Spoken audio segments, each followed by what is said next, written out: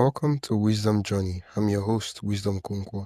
Today's guest is Kristin Zhivago, revenue coach and founder of Zhivago Partners. Kristin has helped hundreds of CEOs and entrepreneurs transform their sales and marketing by uncovering exactly how customers want to buy, and she's distilled it all in a 5-star book, Roadmap to Revenue. We'll dive into the biggest mistake business leaders make today and how to align sales with customer needs.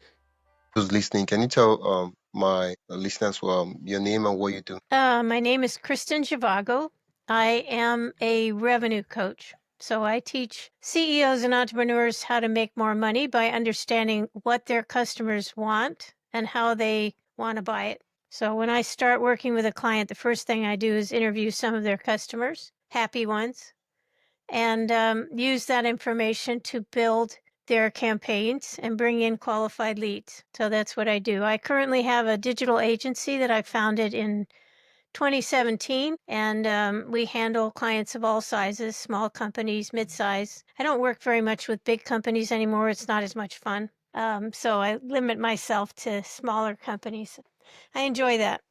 Yeah, So that's it. I like the fact you said you like to talk with happy customers. Yeah, because what you're trying to do is what they call reverse engineering a successful sale. Reverse engineering, as you probably know, is when you take something apart and you figure out how it happened. So you're doing that with a successful sale, and you want to repeat those successes with new customers because your customers have very specific requirements when they set out to buy. And if you don't know what those are, you won't be relevant to them.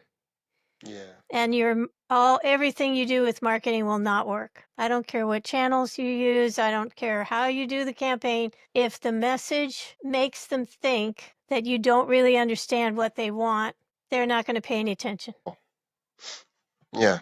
I mean, getting to understand the customer, it's sometimes especially most entrepreneurs do this. They feel like they know the customer already. They assume they know what the customer is thinking without even talking to the customer or having a conversation with them. That's right. And it doesn't work. Yeah. Thank you. Great way to waste money. Yeah. Thank you so much, Christine, for giving us kind of like a quick brief overview of what you do. Well, the first question I want to ask is why do creators, online businesses, why do they fail at selling? Why did they fail at selling? Yeah, Is yeah, that what you're asking? yeah, Well, for the very reason I just brought up. There's a lot of other reasons, but that's the biggest one. And I don't care if you're online or offline. Everybody's online now, and I've been in the tech industry for decades, and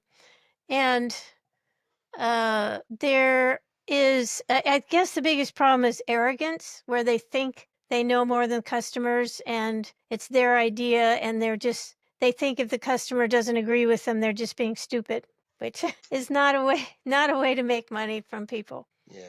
And there's this common saying, most people believe that if they build it, right, if I build it, they will come. Why is that wrong in this age and time? It's always been wrong. It goes back to the same premise. If you think that what happens is entrepreneurs start up companies because they have an idea and they fall in love with their idea. And when they may make some sales early on themselves, but they're selling to people they know.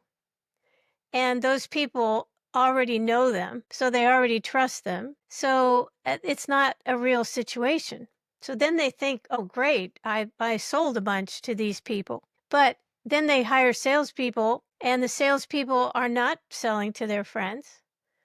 And it's a completely different experience. And the people they're talking to have no reason to trust the salesperson or the person who's running the company. So they have a lot of tough questions, and the salesperson can't answer them. Yeah, So part of your research when you interview people who have already bought from you is asking them why they bought, how they bought, why they bought you. Now, if you're an entrepreneur and you don't have any customers yet, you have to interview a higher number of people. It only takes about a handful of people to get the big idea, like 5 or 7 people of a given type. And those people will give you the phrases that they use. They'll tell you what they wanted, their desires, their concerns, and their questions. That's what I call the mindset of the buyer when they set out to buy. Yeah. They have needs, desires, concerns, and questions. Um, so you talk to people, if you're just starting out, you talk to people who might be interested and you get as much information from them as you can. I spell all this out in my book. And then as you get customers, then you start interviewing those people. And like I said, only takes a few interviews. And you'll hear what it is that you should be saying to the new people, to prospects. Yeah. Wow. Now you've talked about how businesses should talk to their happy customers, the people that are already buying their stuff, to know why they buy in the first place and what they love about the product and all that. I want us to step back a bit, right? Um, you talk so much about how people start an idea, and then at the end of the day, the idea ends up not working because nobody wants the product. So for me, I want to ask, how can we test demand before we even start creating a product, before we even start spending months, probably years creating a product, and then spending money on it only for us to realize that nobody wants it? Well, this is why you have to talk to people. You can't just build it, and you have to do um, what I would call storytelling selling, where you're saying to somebody, okay, what if I did this and I charged this much for it, and this is how it worked? Is that something you'd be interested in? And what would you expect from it? What would you want from it that I haven't mentioned? Would you buy it? Because sometimes people can say, "Oh, that's a great idea. I think that's real interesting," but they wouldn't buy it. The biggest barrier to sales with a new product is what I call good enough. Mm, So you might have a really good idea, but if they're using something else and it's good enough, it's going to take a lot to wrestle them from that. They have to really want it to give up what they're already doing. And sometimes they're doing nothing and they're perfectly happy doing nothing. It might be harder to buy your product. So, good enough is the biggest barrier, especially if you're doing something really special and new. Now, if you're improving on something that's already popular and out on the market, then you have to say, well, I know you know about this, but I have this over here. Is that one thing that I've done, or those three things I've done, would that be enough to make you feel like you'd want to spend this much on this product? yeah, yeah. One of the best way to test if people actually want stuff is to have them pay for the stuff. Yeah. Yeah, because sometimes they might know, especially if they are close relatives, they might not want to offend you. They'll tell you, "Well, it's a great idea, it's a great product," and then you're like, can you send me $100 for the product?" Uh, uh Actually, that stuff is absolute trash. Yeah, it doesn't work. Yeah, yeah. Well, you call yourself a business psychologist. What does that mean? People buy products. That's who buys product. Now, AI is coming along like a freight train, and so who knows? Maybe I think for sure we're going to end up with personal agents who know what we want and what we're looking for, and it's not going to be that difficult given the way AI is, where you can give it a prompt and say, "Keep an eye out for this kind of thing. I'm looking for this kind of thing." And it'll slowly build up a library of your preferences and desires and make it really easy for you to spend money. I think that's coming. It's close. It's almost here in a lot of ways. Um, so it's really, even then with AI, you're still the the person who's buying is a human being. Yeah, And people forget when they start a company, they think they have to sell, and they're thinking like sellers. They have bills to pay and they're worried and they've got all sorts of ideas and questions, and they think their idea is fantastic. So they're not thinking like a buyer at all. And that's the biggest gap in the marketing industry. Millions, billions of dollars are spent on things that nobody wants or nobody thinks they want because the message is wrong. So the biggest mistake you can make is guessing, assuming. If you understand what's driving the customer, and that's really what psychology is. Psychology is going back and saying, what made you do this? Why did you do this? How did you do it? What were you thinking when you set out to do that? What compelled you to do this? Those are things you need to understand about your buyer. And then the things you say back to them, the promises you can keep with your products or your services are what you're really selling. Selling is about making promises. And I have this saying that marketing, well, I should say it this way, branding is the promise that marketing makes. Your brand is the promise that your company keeps. So people come to you with expectations, you make promises, and they expect you to keep those promises. Yeah. And if you don't, if your company doesn't do it or you're late delivering or whatever, they're just going to say, "Oh, well, never mind. I don't want to buy again from these people." Yeah. Yeah. That's psychology. And that's, yeah, that, the funny thing is that business is all about interaction with people, even though sometimes we put these big brand names, big company names and all that.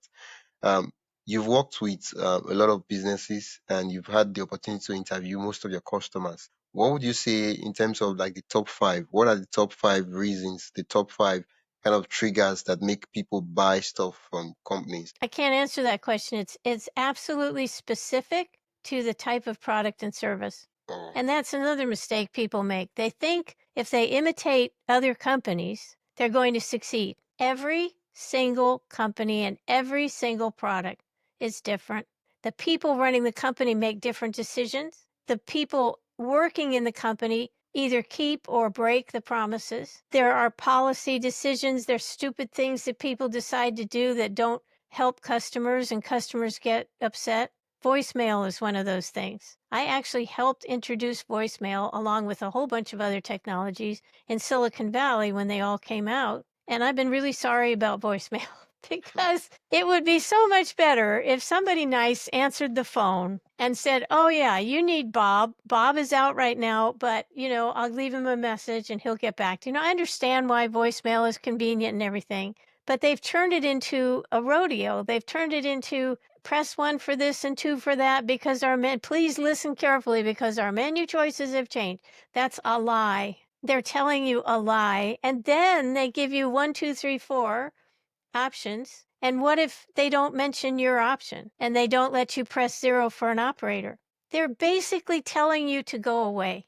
yeah, yeah, They're saying, "You're not interested. We really don't want to talk to you, so we're going to make you jump through all these hoops. And if you make it, great, we'll help you. But if you don't, oh well, too bad." It's a terrible way. It's a misuse of the product. Anyway, so companies are all different, and they all have different special things that they bring to the party, which is why you have to talk to previous customers because they will tell you in their own words why they bought and how they bought yeah. and the experience after they bought. Yeah, I've been curious to know that sometimes when let's say creator he wants to help their audience, so they want to make like a course or product or any of those things, so they usually do a survey. They ask their audience, what would you love to for me to create, and some of them say, oh, we'd love for you to do a coaching service, something like that. They go ahead and they make that product, but then when it comes to buying or paying for it, these people don't buy it. So they start wondering and asking themselves, but you guys say you wanted me to make this stuff. Why is it that you're not buying or paying for it? What am I missing? The things that I encourage, one of the things I ask in my questioning, in my questions that I ask, and I've got all this in my book, is um, what do you think is a fair price for this product? If you say it that way, if you include the word fair, you don't say, "What would you pay for this? What would you like to pay for this?" They'll give you a low price if you do that. But if you say, "What do you think is a fair price?" They'll think about what would be fair to you as well as them, what they'd be willing to pay, and also you make a little profit. And they actually tell you a price that you could make a profit on. So that's how I figure out how things should be priced, because if they don't think the price is fair, they're not going to pay for it. It's not worth it to them. So you need to find that out before you go out and try to make a product. And if you discover that the product costs more to make than people are willing to buy, well, then you shouldn't go to market. Yeah, It's not compelling enough. yeah, yeah. I mean, it takes us back to the whole idea that the I think the ultimate test for whether people will buy something or not is for them to actually buy it. That's for them to actually Yeah. pay pay for it. That's like the ultimate test. Sometimes people don't want to hurt your feelings. They tell you, well, yeah, the product is nice. It's a fantastic idea. It's great and all that. And when it comes to and they just don't want to kind of like make you sad. That's what you're creating. So they give you this kind words, especially if it's if they're close to you. They're like, oh yeah, and then you go ahead and you make the product. And like and they're like not really interested. Yeah, and I like the fact that you said earlier on that you talk you one of the things you do is you talk to happy customers, because sometimes people, I feel like people survey or talk to the wrong sets of persons, that even though the people love them, they like what they do, those people are not the people that have that pain point or problem. So we start asking them questions, they might not even be willing to buy the stuff because they don't consider it worth paying for, because they don't have that problem. What's your roadmap to revenue? Well, it's very prescriptive. I don't like, I have a lot of business books. I've got a whole bookcase over there of books that I've read or tried to read, because a lot of times it's one idea and a whole bunch of proof points, case histories and things like that. It's they're trying to improve their theory. And I wanted this book that I wrote, Roadmap to Revenue: How to Sell the Way Your Customers Want to Buy. I want it to be a prescription. I wanted you to be able to read the book, get the concept of thinking like a buyer, putting yourself in the shoes of the buyer. And then here's how you do it. You get these types of customers, you make an appointment, you call them on the phone, you do Zoom audio meeting. You don't want to do a Zoom video meeting because they'll be uncomfortable. It's too much. There's too much physical stuff and it's hard for some people. So you just do a Zoom audio call. It's all recorded. Then you have it transcribed, and then you break it up into sections based on the answers that people gave you to the questions. So here's a question. Here's how everybody answered it. That allows you to anonymize the answers. So there's no bias when the CEO or the people I'm selling to, are giving this report to. They can't say, oh, Bob always says that, and dismiss what is actually a really valid comment. So you've got this report that's word for word what people said. So you get the voice of the customer in your head. And then I also do a summary and recommendations report. I'm using AI now to do the summary. It's a lot more efficient. I used to spend hours doing it myself, and just turn it into bullets and say, here's what they said about this. So it's easier to scan and then discuss later. And then I do recommendations because I've been marketing and doing digital marketing for years and years. And I can say, okay, now we understand what the big message is. Here's how we're going to describe it. And here are the places where we should distribute that message that's appropriate for your audience, the way they want to buy. And here are the questions they want answered. And then we do whatever is necessary to create a lead generation machine for our clients. And I have a client we started working with, I guess it was about 4 years ago, maybe a little longer, but they are actually, 8 times larger than they were when we started. It's just been doing this. And they haven't actually spent more money. They've just been giving, we've been doing the right thing over and over and over again and finding new ways to talk about it. And they're really, really a leader in their market now. And I have a lot of those success stories. That's what I do. I used to do marketing and sales turnarounds for companies, go in and be the marketing person, and then find my replacement. Yeah, So, um, true. yeah, Yeah. that's To follow up on what you just said is, can you give us an example of a business or creator, depending on the instance, where that flopped at sales, and what they did to kind of like what they changed to succeed? Maybe one or two of such. yeah. We have companies in all sides. I used to just do tech companies, but now I work in all industries. It's a formula. We follow it. I always interview the people first. Then I come back with these recommendations. Then we discuss it. Then we set up tools and tasks. And we know what we need to say, and we know what their buyers expect. So one company we're working with right now, they've been around for a long time. I actually worked with them, I don't know, about 15 years ago, and they came back because they were disappointed. I was a revenue coach back then. Now I have an agency, so I was able to give them agency services beyond the revenue coaching.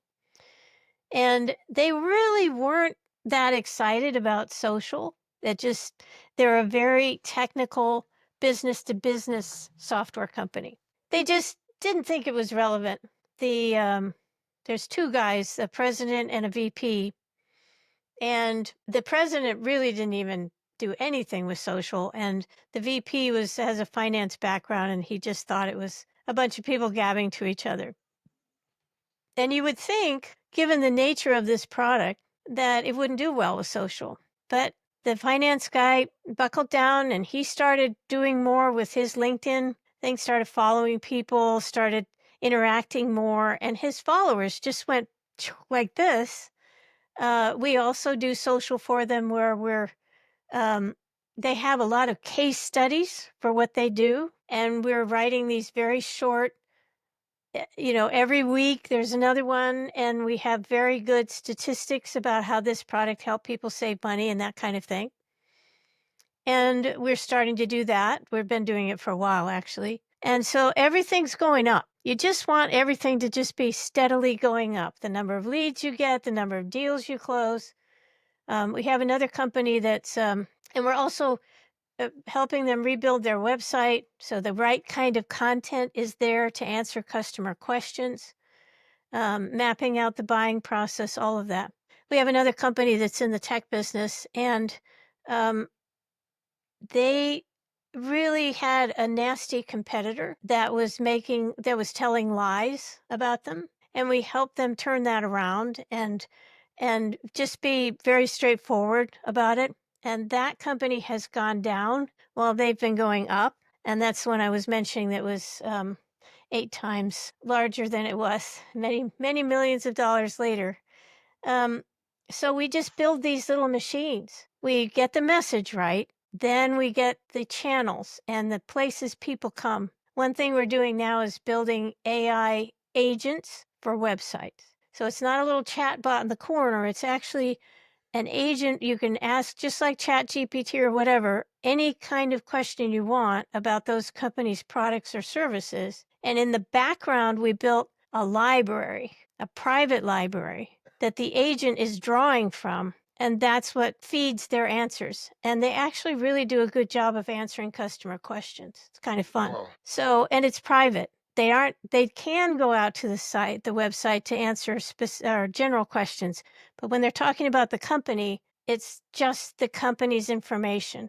Yeah. And they're then creating. So, I could go on and on. There's a lot of companies I've worked with and hundreds of them. But the goal is always to start with the customer's truth and then use that to build the message and the channels, because the customer will also say, oh, I would look here for that. There's a lot of people now who are not using Google.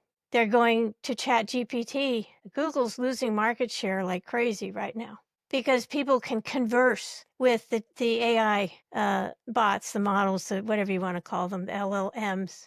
They can ask their question conversationally instead of trying to turn it into a term that Google will finally say, oh, that's why you want to know this. Here's the answer. Well, it's the AI is changing marketing 100% right now. It's changing the buying process. Yeah. Um, thank you so much for sharing some of those case studies. For the first one, it was social, they leverage social and their business started doing well. The other one, the DDI agent, so a lot of doubts and reservations customers had about the products. So usually when that's true. Most of the times when I want to buy products, sometimes you don't even get customer support. It's not the kind of questions I want to be asking customer support. And it's not the kind of questions it's not painful enough that I want to be spending 20 minutes or 30 minutes waiting for customer support to respond to me. But I would love to like get some questions, get some clarification. Oh, does this stuff have this specific feature? Oh, I heard that people have this. Is this true? So that I can confirm, because I'm ready to I want to buy, but I'm not really sure. I want to confirm if this product is right for me so I don't end up buying something that I would have to start asking for a refund and stuff like that. And having an AI agent, that's like fantastic, because then people don't have to go to Google, to go to other sites to try to get answers to stuff about your business. They can actually get it directly from you, and you can control the narrative. You can actually see what your company does, instead of somebody on maybe YouTube saying that, oh, that stuff, that company is absolute trash, and this stuff is, and you're like, wow, thanks for sharing that. One of the things you talk about is, you say business isn't about greed, it's about love. How does that apply to creators and people that have online business? Actually, I'm slowly working on a book.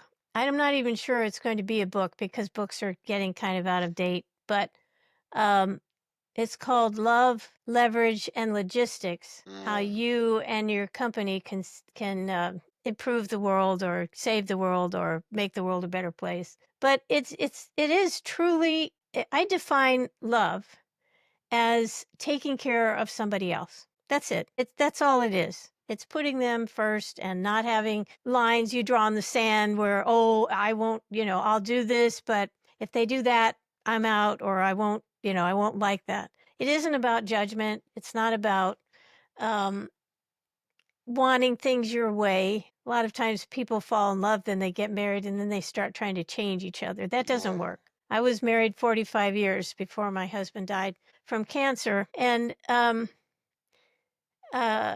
you just take care of each other. That's what love is. You take care of your customers, your partners, your workers, and then they take care of you. It's just the way the world actually works. So that's number one. And as soon as you get away from that and you get so big that you're only dealing with the board of directors and there's all this corporate policy and stuff, and you get further and further away from the people who matter the most, Yeah. that's when companies start losing their soul and they just aren't effective anymore.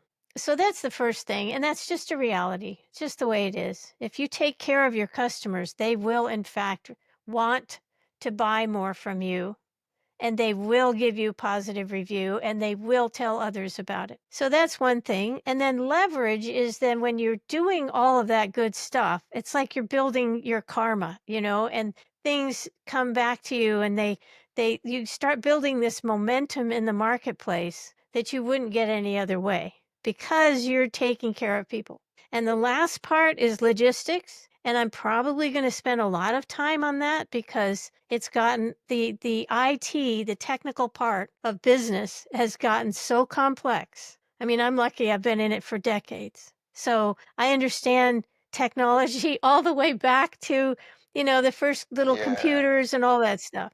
I know how things are made. And uh it's gotten so complex now out in the cloud, and there's a lot of people, I'd say over 50 maybe, who have just said, "Oh my God, this is I can't deal with this." But you have to deal with it because that's business now. It's all digital. Yeah. So that's the trick, and how you manage that and how you understand it, because you can't manage what you don't understand. So those are the things I'm going to talk about. And if you get those things right, your business is going to succeed. Wow. And so you don't have to be greedy. It's the exact opposite of what you should do. Wow. Love, leverage, logistics. Wow. Oh, I'd love to.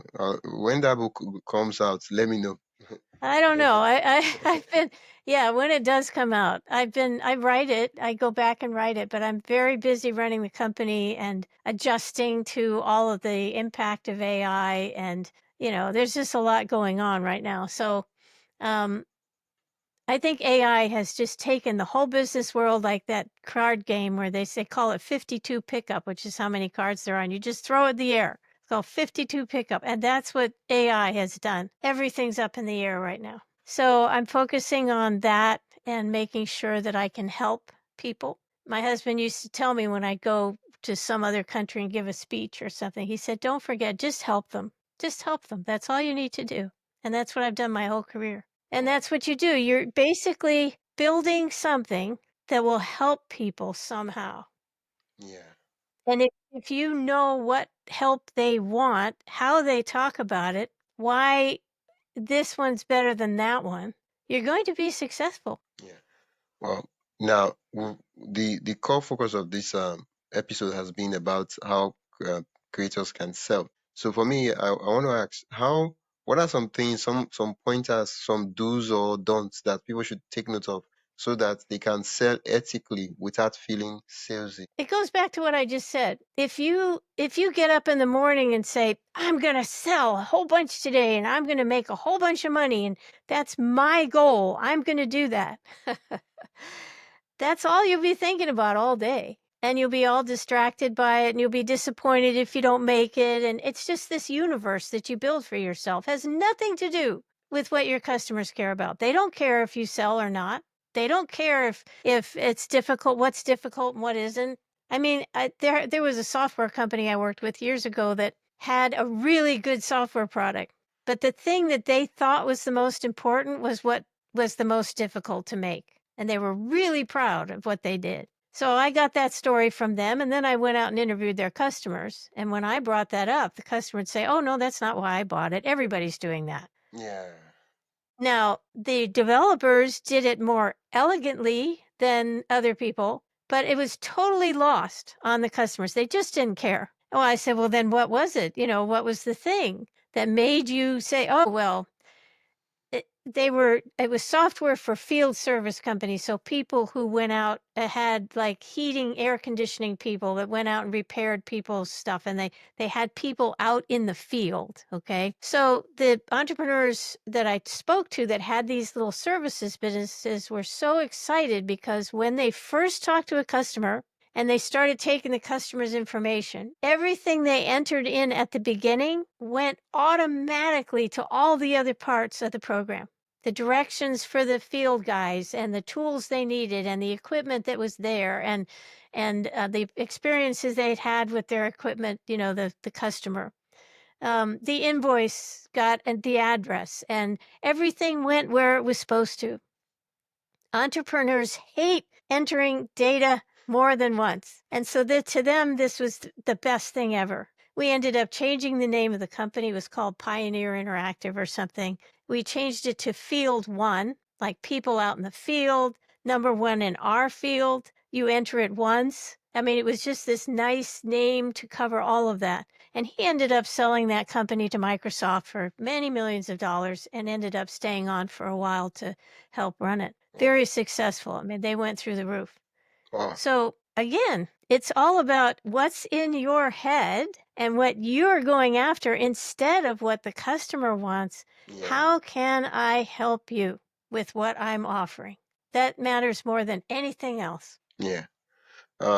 Quickly, I just want you to talk about you've been in the online and the .com for from the very beginning. Yeah, and uh, a lot of persons they are scared, especially when it's their first introduction to having people buy stuff from them online, especially when something maybe it's a knowledge product or something like that, where they're coaching people, they're helping people get from A to B or C. And how can they get to what do you have to tell them to get over the fear of monetizing and having their audience pay them for transformation? Are you talking about somebody that has a coaching business and they Yeah, yeah, want people something to like that. pay for it? Yeah. And what is their concern? What are they they worried they about? they they're kind of like scared of monetizing their audience. They're like, oh, like they have doubts regarding it. They don't know if if they're doing something right. First of all, you have to understand what people need from you. So, and you might start small. I mean, you can always sell a little guide or a series of videos or something like that. Something affordable that will give you feedback on your ideas and what people get out of your coaching and that kind of thing. I mean, if somebody bought, let's say, a half an hour on a particular topic and they paid, I don't know, $35 for it or something, and then afterwards, you'd be able to go back and say, what did you learn from this? And what could we have done better? You have to be humble to do this right. It's not easy. Yeah. But people really appreciate it because let's say you've bought something and you've experienced it. It would be super easy for you to answer those questions. People think nobody will help you, but they will if you just ask them nicely, get them on the phone, and ask these open ended questions, not surveys. Surveys is your brain making up questions. Yeah. And you're just trying to You confirm just it. want, yeah, exactly. That's right. You just want them to talk to you and give you new information. And again, you've got to be humble. You have to be willing to hear it. And then you say, okay, they got this from this. What else do you think we could offer that would help you? What are some of the other, one of the questions in my book is, what are your challenges right now in this area? And that will give you opportunities for selling new things to them that they'd be willing to pay for. Yeah. It's constant understanding, listening, really listening, and being ready to change. I mean, this whole AI thing has just changed the whole digital agency business like completely. And so I had to back up with my team and say, guys, I'm going to pay for you to learn this stuff. I'm going to learn it. We're all going to learn it. We're going to partner with people who have good tools and connections. Yeah. And we've been rebuilding our business and it's working. Yeah. It's We're getting new clients for all of the AI stuff that we're doing. yeah, it's a good thing you mentioned that, because the follow-up question I was going to ask you is with the AI and automation, how is the business and the marketing world changing, and what are some changes you have made regarding AI and automation to kind of like integrate it to your business that's kind of like supercharged the business? Because now you are actual business person, so I know as an actual business person, you spend time on things that have return on investment for the business. So I would love to see what you are actually using AI and automation for in your business. It's been very helpful for research, market research, not customer research, because all they're really doing when AI does research is kind of stalking someone. It's like stalking someone for 2 weeks and then coming back and saying, okay, now we know who this person is and what they're doing, and you'll be able to market to them. But if it hasn't anything to do with your product and what they were thinking when they went out to buy your product, Yeah, you have not learned that from that method. And you'd be insulted if you were the customer and they said, "We know all about you now. Every Tuesday you go to the grocery store." How is that going to help somebody sell something? It's not, okay? It's not. So, and even things like, oh, well, you always buy this type of orange. Well, or banana or whatever. Next week they might buy a different one, right? It doesn't tell you what you want to know about your product and why they bought it and how they bought it and how the other people will do that. So AI is very good at going out in the web, bringing in information. It's good at summarizing and helping you do reports. It's good at automating routine processes and analyzing a whole bunch of data fast. yeah, That's one of its key benefits. Now we're starting to get into things like these AI agents who can help a person make a buying decision using the right kind of data in the background to feed this guy. You got to do that. And it takes some work. Interacting with you'd have to build integrations with other programs and applications. So there's technical knowledge that needs to be applied. I would say it's analysis, routine tasks, and just doing wide, broad research. Obviously, you can use it to help you write, but you have to be very careful because if you just use it to write, the writing's going to sound like a bot wrote it. yeah, You have to start with your um, subject matter experts and feed that into the the the language model, whatever type of AI you're using, and get what you want. But you're still going to have to edit it, bring some humanity into it. It's hard for them to get the voice right. One thing that everybody has to learn now is how to build a proper prompt, which is just basically program the AI with natural language. How to build good, detailed prompts. They can be 3 or 4 pages sometimes if you're doing yeah, something really complicated. And you have to be very specific because it's garbage in, garbage out. I mean, if you give it good information, then it can write all of those things. And the bot that we use on our site, Zhivago Partners, everything I've ever written is feeding that. And I've been writing yeah, for a long time. article, yeah, since the 80s. And just staying on the tip of the spear in tech and talking about marketing everything. So all of that is being fed into this guy we call David, and he's answering these customer questions. So it's going to be like having a website. If you don't have one of these AI agents, you're not really in business. That's where it's going. Yeah, yeah. Quickly, what are some of the underrated marketing channels or opportunities? Like earlier on, you mentioned when you were talking about the case studies, you mentioned some of them, but I'd love for you to like just go deeply on it so that we can people can get to know the platforms they can leverage. Not necessarily platform, just opportunities that you see for marketing and. One of the things that you said in one of your videos, or it was actually one of the blog articles, I think, where you talked about consistency. I don't care what channel you go to, especially social media or email marketing or just anything where you're sending something out and composing something, putting it out there. Consistency of frequency is very important. Recency is very important. And these are things Google looks at too. Mm, And it's not it's if you see something, if you do a search and the source of the information coming back is like 4 years old, everybody's like, "Pff, that's too old. I mean, I need something fast. I need something more recent." So the three things I always think about with channels is frequency, recency, and relevancy. Now, okay. relevancy is actually the most important. If what you write is not helpful, doesn't give them information they're looking for, is too much puff about us, they're just going to go away and never come back. I don't care what channel you use. The channels themselves reach specific audiences. Facebook used to be a great way to reach young people. Now it's just grandparents looking at what their grandchildren are doing. Yeah. Okay. And so they shift, and you have to keep up with that shifting. And you have to know, like, Pinterest is basically for people who like to window shop. Yeah. That's what Pinterest is. And it's mostly female, and it's people shopping for things. Um, and these things change over time, and they can change on a dime. They can change quickly. Within a few months, there can be a whole new channel that everybody's on.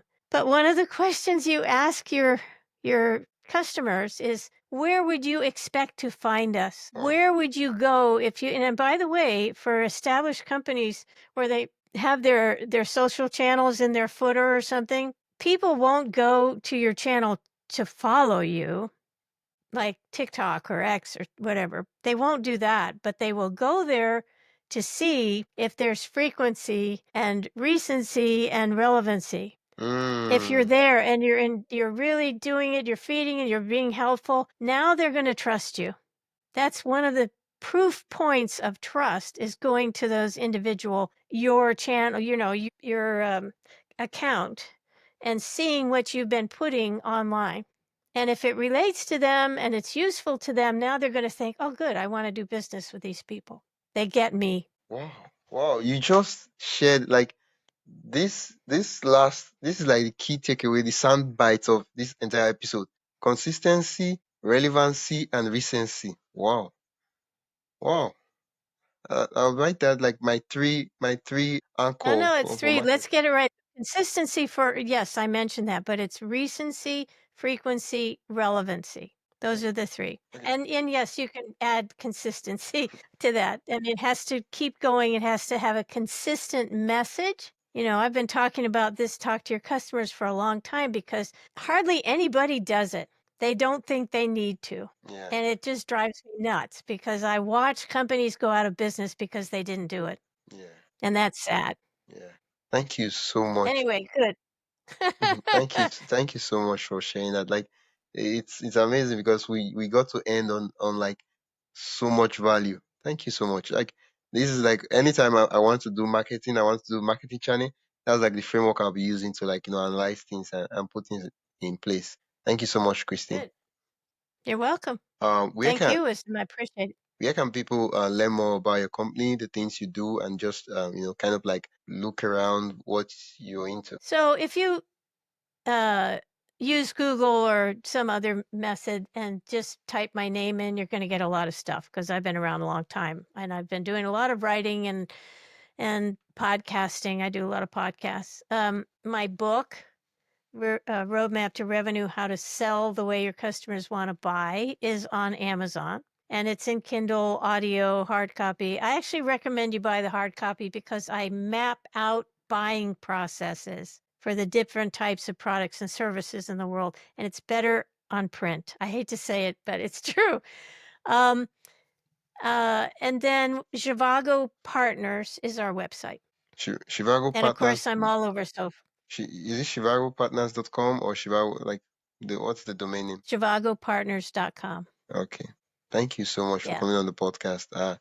I really had an amazing 1 hour chatting with you. Thank you for listening to Wisdom Journey, the podcast for content creators. If today's episode sparked ideas, subscribe and leave a review. Share it with a fellow creator who might benefit.